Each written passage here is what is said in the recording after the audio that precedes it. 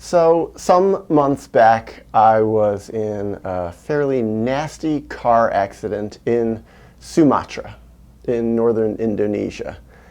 And, well, it's an interesting story, so I'd like to share it. And I'd like to say, just for starters, though, that I love Indonesia.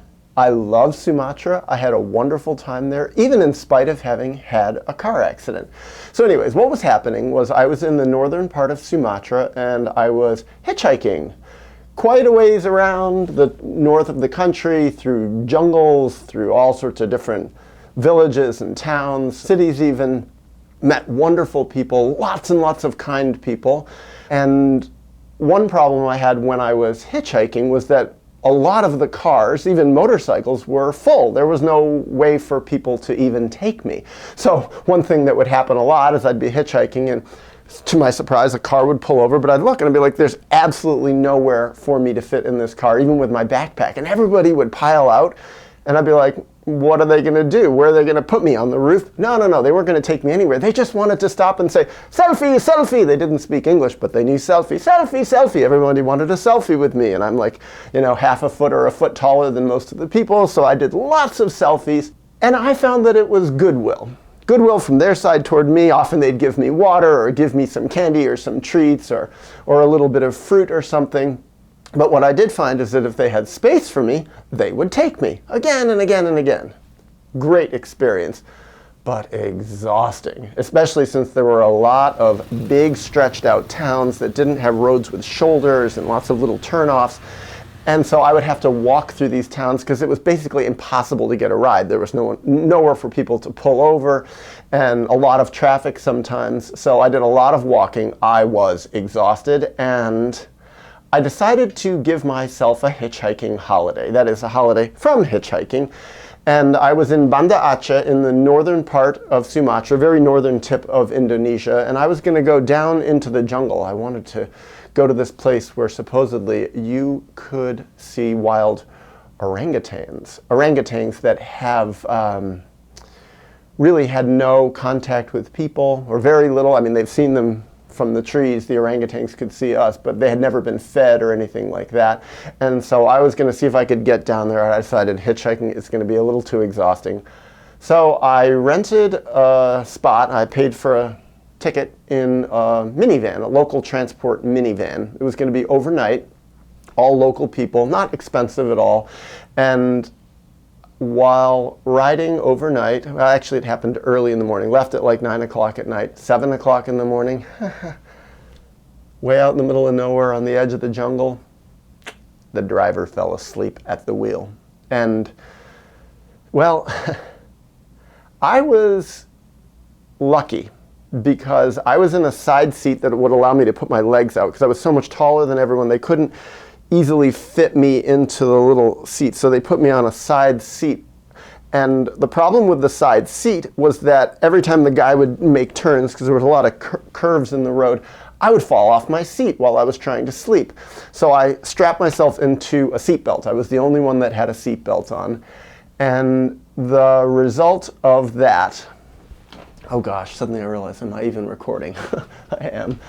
This is funny, typical of me.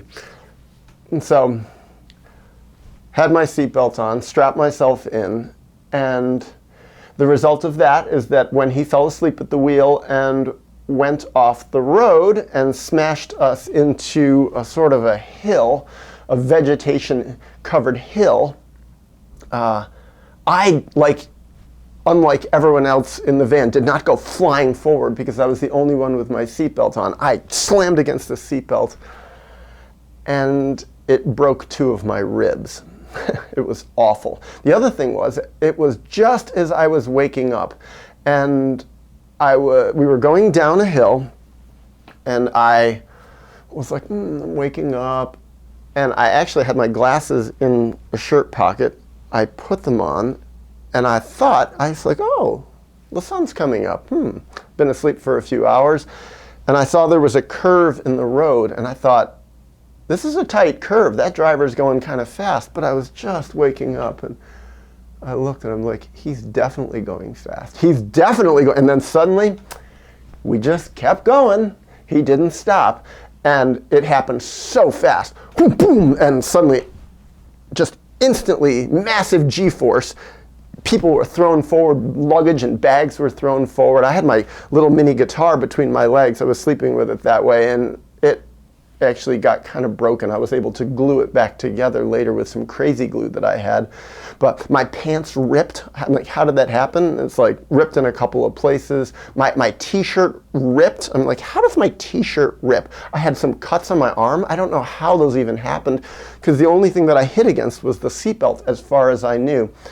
Oh, it was painful. And then instantly, it was like, it was actually a strange thing, because the van just like almost immediately started filling with smoke. It was terrifying, but because I was caught by my seatbelt, I think I was more rational than other people, because they'd really been thrown around. People were screaming. There was Allahu Akbar. I heard that, and then I was next to the door, so just very quickly, I opened the door, took off my seatbelt, grabbed my guitar, and just jumped out. Oh, I was in pain, but it was like I wasn't even aware of the pain. I was in shock, and I ran away because I thought this thing might blow up. And then I got away from the vehicle, and I could see the smoke coming out of it, and I could hear people moaning and screaming inside. Suddenly, I'm like, "What are you doing, Daniel?" So I ran back. There was a woman in there with a burqa on, covered, and I was like, not supposed to touch women in burqas, but then there was some part of me that's like, what? This is nuts. I gotta help her. And she was like holding her leg. As it turned out, I think it was broken. And so I put my arms under her arms like this, and she like let me, and I pulled her out and helped her. I stepped. There was like a kind of a drainage ditch near there. I put my foot right into it, got one foot totally wet. Thankfully, didn't hurt myself, but got her away from it. Everybody then started piling out, and then I guess they were able to, the driver got out, and people were injured. I mean, like, one guy, I think he had broken his shoulder, and it was like smashed faces. It was not nice. We just had a horrible car accident, and I think I have a broken rib. It's fucking terrible. The people have broken bones. It's crazy. I'm having a cigarette because I need one. Fucking life. Then I got scared, because I was like, I'm in a very remote place. What if something inside of me is like pierced? Because I'd never broken a bone before that. I have no personal experience with having broken a bone, but I was like, somehow I knew that something was broken, a bone was broken, but my fear, because I'd read about broken ribs and heard about them from friends of mine who had broken ribs, is the danger is that it can like pierce your lung or maybe even your liver or something like that. So I was like, well, I can seem to breathe okay. It hurt to breathe, and then I was like, well, what if I have like internal organ damage in some way? So I realized it was early in the morning. I had to pee, so I went off into the sort of jungle shrubbery and peed, and then I was like, well, this is going to be my litmus test. If the pee is yellow, I think I'm probably going to be okay. And if the pee is red, well, Houston, we've got a problem. And I peed, and it was yellow. So I was like, okay, at least like I'm not like dying from internal bleeding, because it's really hard to know what's going on. And then I went back, and there was one person who spoke a little bit of English, but mostly I was just using Google Translate, offline Google Translate into Indonesian, and I was asking people questions, and like, no, they were telling me, there's no police here, there's no ambulance coming, we're just gonna have to wait. And then they're talking to the driver, the van was pretty crushed. Well, another thing that happened is, this was kind of interesting, that people were curious, how I was responding to this. And I have two little stories that kind of highlight something about this world I was in. The first is the driver came over to me, and he was pretty damaged. I can't remember, like, it kind of is, it's funny how it's all kind of mixed up in my mind, but I think he'd broken something, but he came over to me and he was wanting to talk to me, but he had a funny look on his face, and I was wondering if he was like maybe nervous that he would get in extra trouble, that a foreigner had been in the vehicle when he'd had an accident. and he was kind of interacting with me. We were using some Google Translate, and I was wondering, well, what was he getting at? Was he trying to be nice to me for some reason, so maybe he wouldn't get in trouble? Well, finally he popped out with it in the middle of me having a broken rib and all these other people with broken, horrible things. And he looked at me, leaned in, and he said, he pulled out his phone. He said, "Selfie?" He wanted a selfie with me. So in the midst of all this, we took a selfie. I'm like, okay, interesting world. The second thing was, I was sitting for a little while with this woman who had I think, a broken lower leg. And she was one of the ones, or she was the one who spoke a bit of English. And we were talking, and I was just, trying to help her. I gave her something to lie on under her head so her head wouldn't be on the pavement. And while I was sitting with her, suddenly she started to tear up, like she started to cry, and that's when it just hit me, like my shock broke, and I felt all my emotions come up. And there were a few people watching us, other men watching us, and I noticed my tears were coming up and my face welled up like I was about to cry, and some guy punched something into his phone and he held it up to me, and I looked at what he'd read, and it was Google Translate, and it said, "Don't cry." And suddenly I realized, no, I don't know, just in this world, it's like crying wasn't going to help from their perspective, and I swallowed it back down, and I didn't cry. But it was interesting. What I found is nobody, this woman did cry for a little bit, but nobody else cried at all, in spite of all their injuries, the horror of it, the physical trauma, the terror, the ugliness of it. They didn't cry, and they were just actually, it's weird to say, basically pretty happy. The driver seemed concerned with the damage to the vehicle, obviously, but local people, there was a village, I don't know, several miles away, and people were going to work and stuff, so people were helping, and a dump truck came to pull out the damaged vehicle. But it was just like business. Let's figure this out, let's get it sorted out. And I asked, like, what's going to happen with police, ambulance? No, not coming at all. And we're just going to have to wait until the company's next minivan, already scheduled and probably full of people, comes along, and then they'll take us, they'll squeeze us in. And that's what happened. We waited for 3 hours, and then they literally squeezed us in. I sat next to the fellow with the broken shoulder, and I was with my ribs. Every bump in the road, so painful. The other thing is my backpack, everything was all stuffed in. My backpack was right behind my head, so anytime we'd hit a bump, my backpack would come forward. It was painful. But the interesting thing was, really, nobody was complaining. And I've seen this in other countries in the world that are not like modern rich countries like mine, that people, there's a strength in people, a survival instinct, a feeling of togetherness, a feeling of we're all helping each other, we're going to do the best we can given our situation. This is like, I would not wish this experience on anyone, nor on myself. It's months later. My rib is better. As it happened, 2 weeks later, I was in Taiwan, went to an emergency room for $63, got to meet with a doctor, got an x-ray, 2 broken ribs, fractured ribs that were snapped, and they said, really nothing we can do about it. Just take it easy, don't carry too much, don't do too much exercise. That is, don't do all the things that I did for the next 2 weeks after I had my car accident.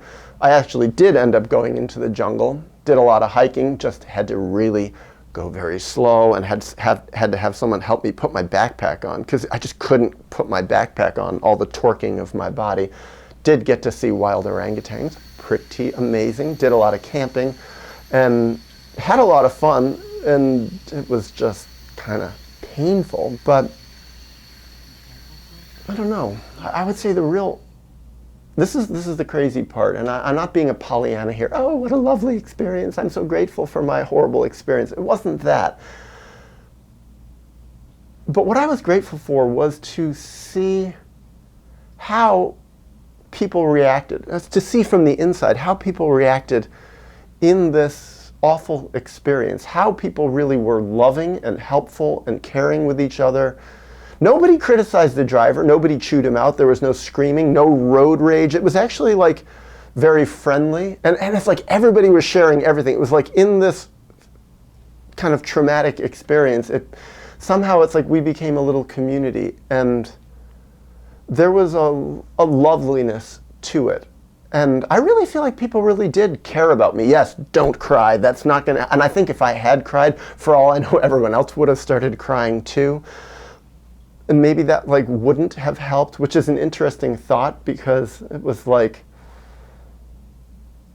in my world of psychology, the grieving, the deep grieving would have helped me, but maybe it's like there just isn't room for it in this world as things were there, a whole bunch of people breaking down and crying on the side of the road. No, they needed to function. They needed to move on. And in that case, it was like, well, it worked. Another thing, and this was fascinating to me, is yes, what I went through was a horror, and it was a kind of trauma in a way, but I got to compare it to being mugged 2 years earlier. Same month exactly, incidentally. It was March when this happened some months ago, March of 2023. But my mugging, I got mugged in New York City in March of 2021. And I got to compare these two experiences. And I realized that mugging I experienced in New York really, really messed up my head. These two guys jumped me, scared. I thought I was going to die, get killed. I had to like shut myself down, give them all my stuff, try to, not put my, not have them kill me. That really screwed with my head in an ugly way. The funny thing was, this car accident, as scary and terrifying as it was, much physically worse. I mean, really, I experienced physical damage. But I don't feel like, and I even then, I didn't feel like I was psychologically traumatized. And I talked about this with a few friends. I called friends on my phone over the next few days, and one of my friends pointed it out to me, that there was no real interpersonal violation on me in that car accident. It was just something that happened. It was not directed at me. It wasn't directed at anyone. It was just the guy screwed up and he fell asleep at the wheel. I mean, incidentally, decades before, in my early 20s, I fell asleep at the wheel once when I was driving, and I'm very lucky that I didn't get hurt or kill myself or hurt or kill anybody else. It was just a screw up. And I think everybody recognized it as that. He made a mistake, and it was just like, it wasn't personal. And because of that, and also because it happened as part of a community, it was like we were all in it together. And there was something very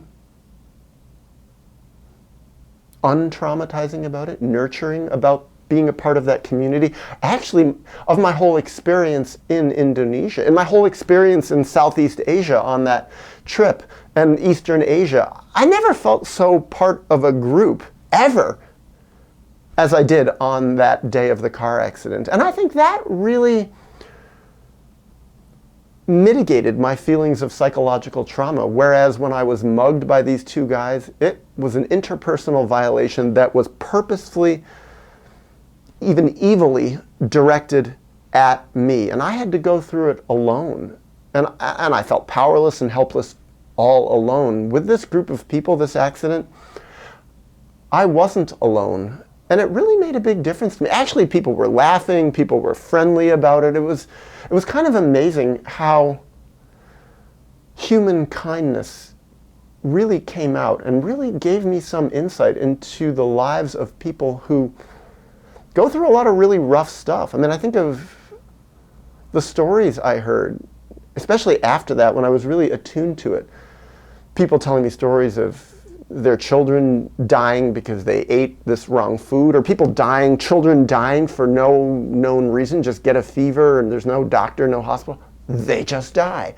People having terrible accidents, breaking legs, accidents with animals, farm animals, people getting cut, wounds getting septic, people falling down, like lots. And I noticed just how many people like walking with limps after that, unhealed wounds that healed in strange ways, and just realizing in that world, this is life. And people just deal with it as best they can. And this was another facet of life. And in that strange way, I got to experience it from the inside. And although I would never wish for an accident like that on my travels, the lessons I learned and then the inside, that feeling of togetherness I felt, is part of why I travel.